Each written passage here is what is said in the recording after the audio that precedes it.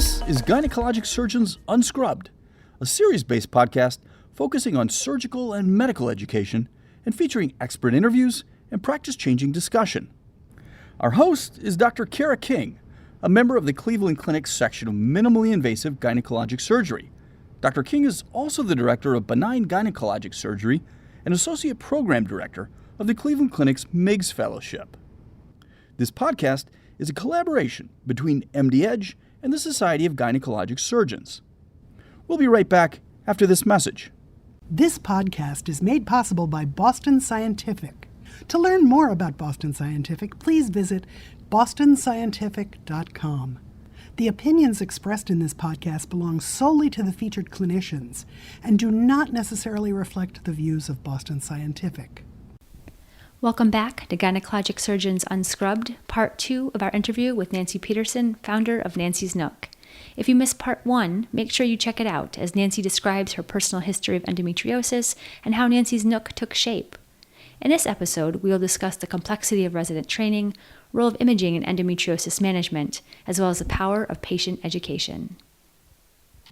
Endometriosis is such a complex disease, both pathophysiology-wise as well as how to manage it surgically. It is so complex that current OB/GYN residents have so much to learn in their 4 years.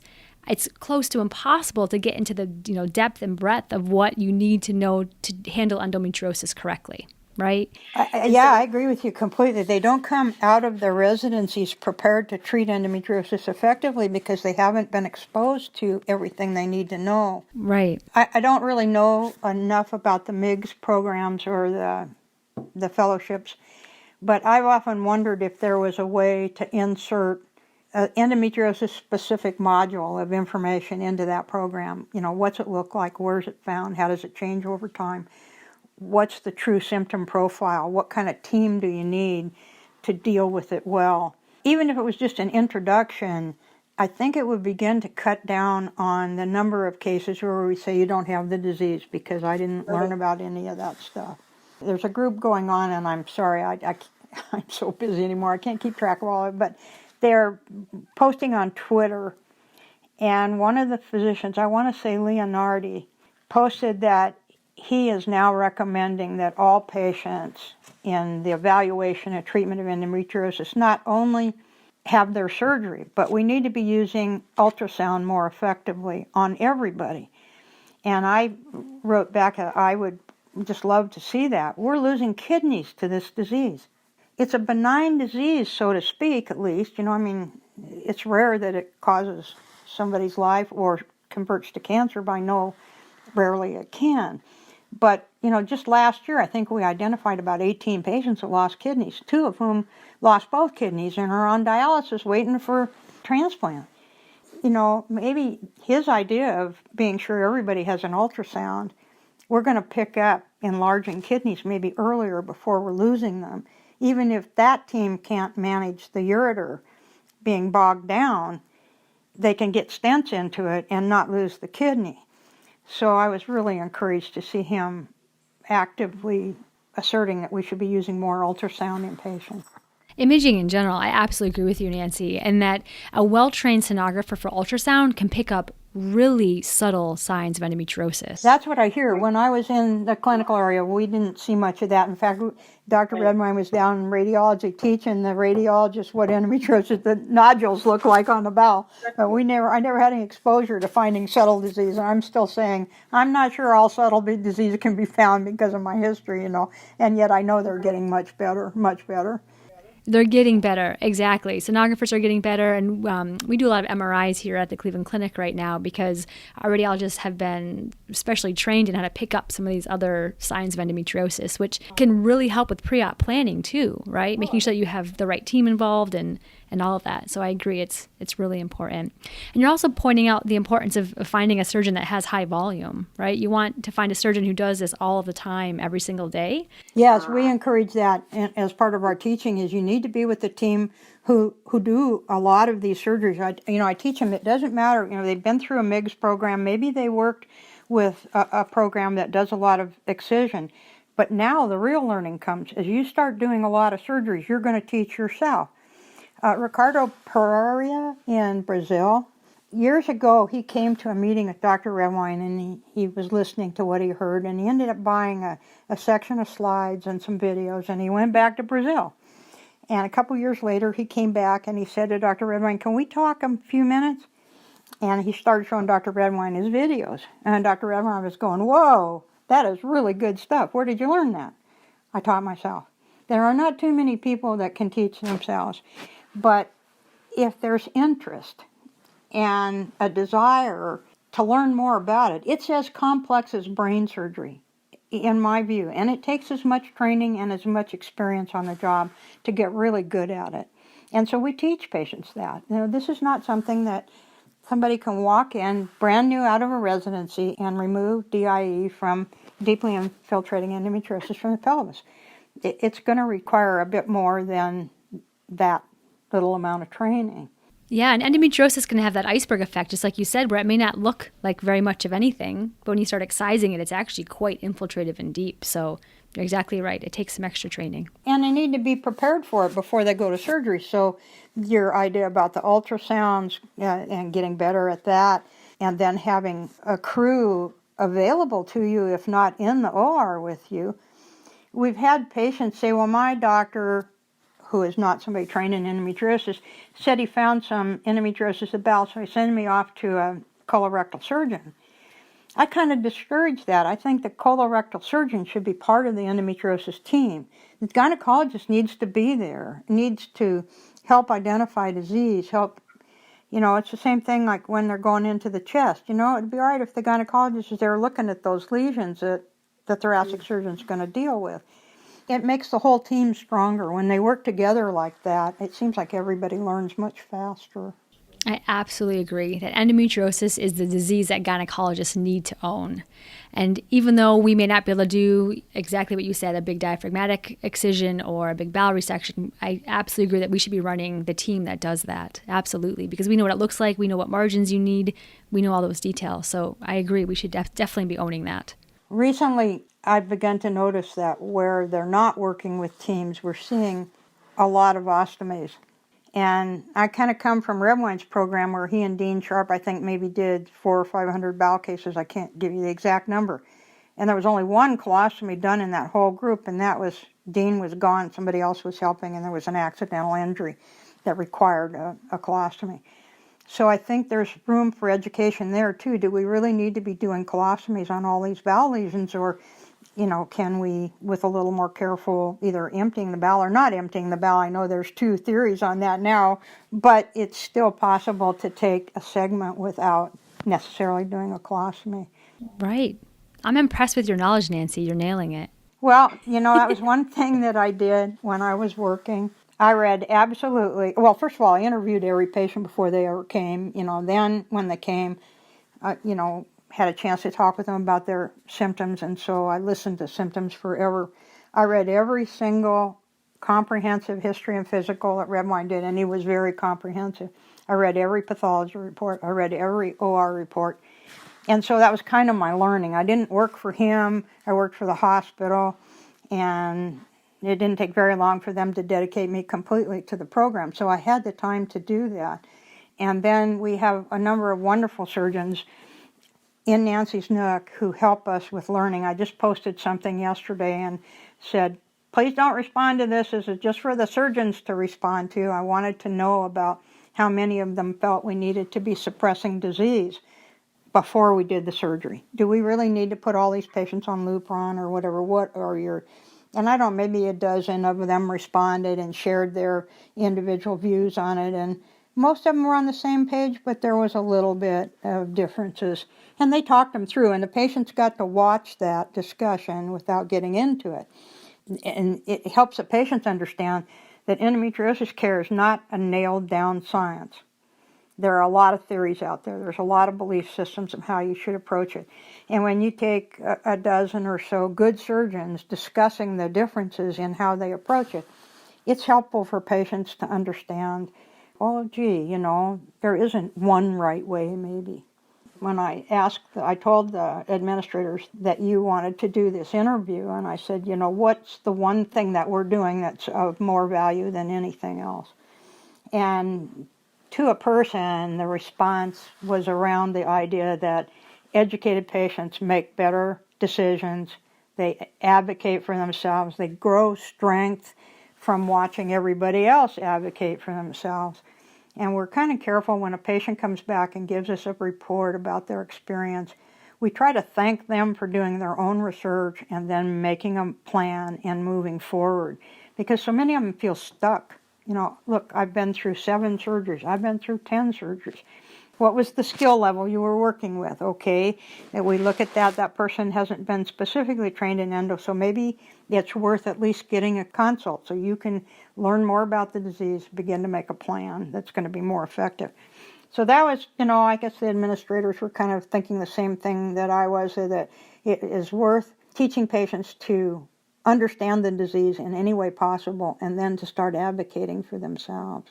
It gives them power when they have felt so powerless for so many years that, it's funny. I have patients come in and they'll tell me, I'm a Nancy Nook patient.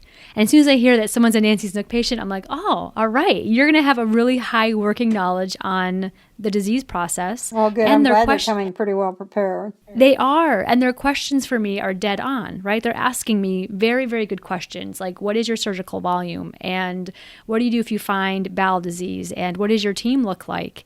And it just makes me so proud that they're coming with confidence and asking me these questions without being embarrassed of it. Some people come in and they are embarrassed and they apologize. I'm so sorry to ask about your numbers. And we say that should be the first question you ask your surgeon. Don't be embarrassed about that. This is somebody who is going to be operating on you. You should have the power and the confidence to ask those questions. So I appreciate you giving these patients the confidence to come to their doctor with those type of questions. Well, we appreciate you and the other physicians who have entrusted us to teach these patients and who interact with us almost as colleagues that are willing to help us teach patients, are willing to take referrals from us.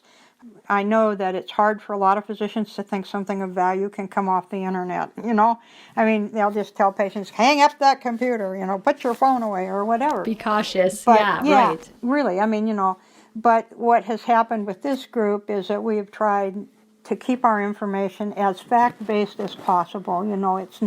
It's not real easy in endometriosis because there's a lot of loose ends. But we try to keep them on track with good information as best we can. And I think that gradually the physicians have come to understand that we're not out there spewing stuff. We don't allow a lot of discussion, which is one of the big criticisms that we get. But we try to let people know this is not a discussion board. This is an education library.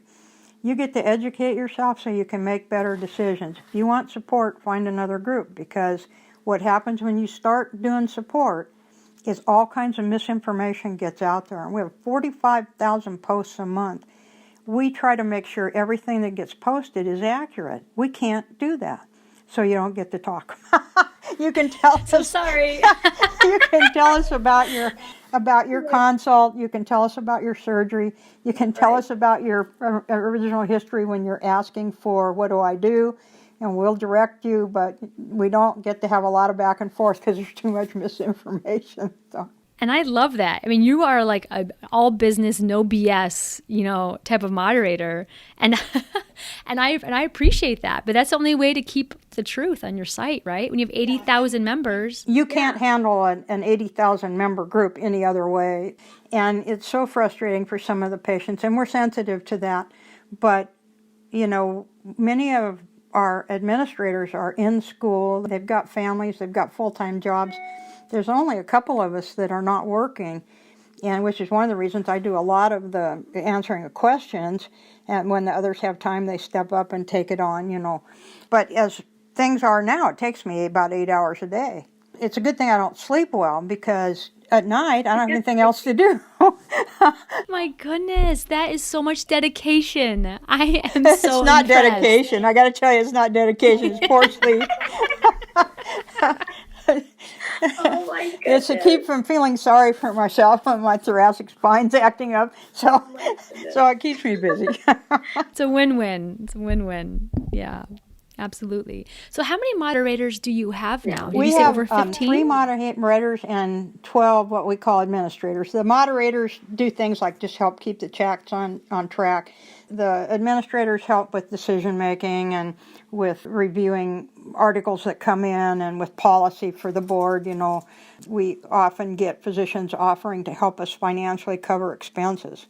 And we don't like to do that because of the concerns about conflict of interest. And that one time somebody accused us of accepting funds for referrals. And it was kind of particularly offensive because here I've got a total of 15 people donating all kinds of time and somebody's accusing them of being on the take. But anyway, they help with those kinds of policy decisions and review of cases. And a lot of times we get questions about how physicians are selected. And, there's a big misunderstanding out there that we're trying to, in some way, evaluate the physician's effectiveness. And we don't do that. We get referrals from patients who say, look, I had this surgery 2 years ago and I've been pain-free ever since. And he does excision or she does excision, and they don't push drugs, and they didn't tell me to go get pregnant, and they didn't call me and tell me I was neurotic. And so then generally I will contact that physician and say, you've had some patients contact us talking about your work, and it was really very positive, and I'm wondering if we might talk a little more about Nancy's Nook. And I have a letter that I send out that sort of explains what our patient population is like, that a lot of them have multiple pelvic pain generators, and most of them have multiple treatment failures. And so we're looking for physicians who may be willing to approach these cases with a team approach, looking at bowel, lung, diaphragm, bladder, bowel, all that. And then look at referring them or treating the other pelvic pain generators. So we're kind of looking for a complete package. And that's how they get selected. Patients recommend them, we talk. Are your skills and interests compatible with this group of very difficult patients? I kid you not, they're difficult. They've had all kinds of failures. Yes, absolutely. I can vouch for that. Yeah, I'm sure you can. I'm sure you can.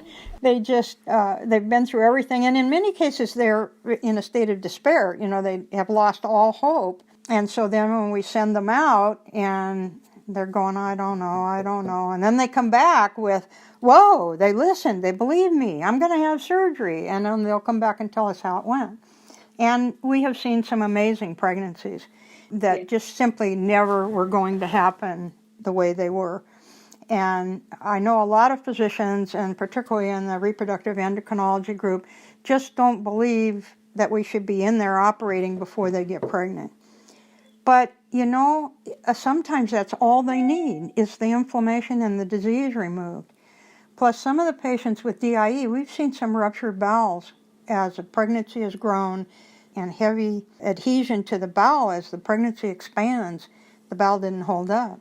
So we do teach patients, we think that's the best route. That you have to talk it over with your doctor and decide what you want to do, but that's our recommendation.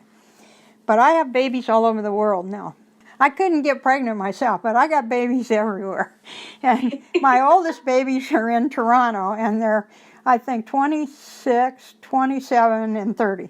Oh my goodness. All in the you same proliferated family. in other ways. Yeah. Wow. Yeah. Wow. I have some wonderful friends in Canada who looked after me as I traveled there. We'll be right back after this message. Patients have taught me everything I know about this disease, and I'm still learning. And you've been on both sides of it. You've been a patient yourself, right? So, you see all aspects of this disease from both sides. I was 28 when I was diagnosed.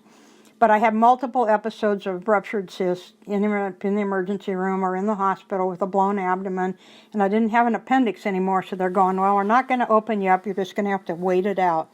And so they would monitor me and keep me MPO, and then when it would get better, they would send me home. So all of those years of pain, I have a deep appreciation for what these patients are going through, and so do all of my administrators and moderators. They all know, and a very supportive group. Unfortunately. You had your uterus out, tubes and ovaries in your mid-20s, right? You were young. 28 years old, like I just said. By that point, I was living with a hemoglobin between 7 and 9. I also had adenomyosis and severe bleeding and clots, the whole story. And I was trying to hang on to a career, but I was so sick all the time. I said, just take it. I don't care. If I get married and decide to have a family, I will adopt. I just can't imagine.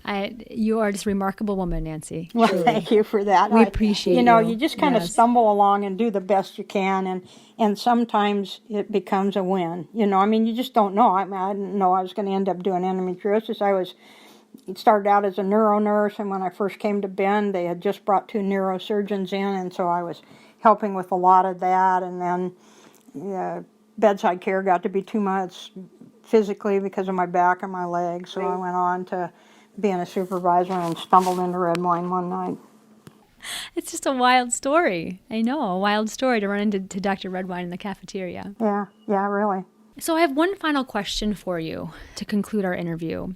I'm curious, with all of your experience, if you could give one piece of advice to physicians who treat endometriosis, what would be your one piece of advice to us? You're talking about physicians who know about endometriosis. Yeah. I don't know that I have much advice for you all, because most of the things patients need you're already doing. If you're part of a skilled team, you're listening, and that's the very first thing that patients need. And to a person, they speak to it when they come back after a consult with one of the Nook physicians and they want to write that consult up. The first thing they say is, you know what, they listened. And so I think continuing to listen and to validate their concerns that, I know things weren't handled very well up to this point and we're going to change directions. But I think listening is the most powerful thing you can do for this group of patients. As I said, it's real common for them to end up in tears before the interview's over because somebody listened. When they're done, they may ask you to say a lot of things, and that's fine, do that. But don't go in with your dukes up and your anger of 20 years of mistreatment on your shoulder. Don't do that. Go in prepared to listen. And at the end of your interview, if all your questions haven't been answered, then ask them.